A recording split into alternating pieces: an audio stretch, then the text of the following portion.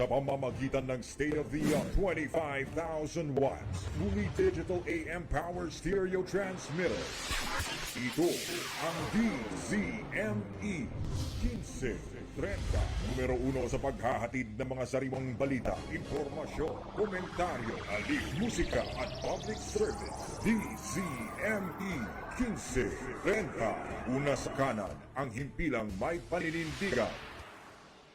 Mga dorobo sa lipunan, mga halangang kaluluwa sa pamahalaan, walang sasantuhin, walang sisinuhin, sabit sa ngalangala kapag napuntirya ka ni Ka-Rex Kayanong sa Target On Air.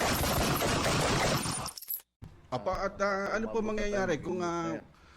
mangyayari kung magkomento ang COMELEC at SOLGEN na hindi daw saklaw ng Supreme Court ng inyong election protest?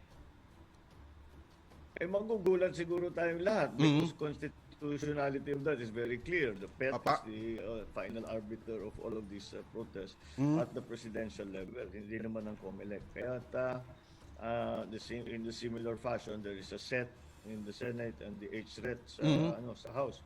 Kaya maliwanag naman yung question na yan on jurisdiction. It has been it's much well understood. That's why I am very surprised. Bakit ba't pinaikot na naman yung komentaryo para sa kaso. Ka-Rex Kayanong sa Target On Air.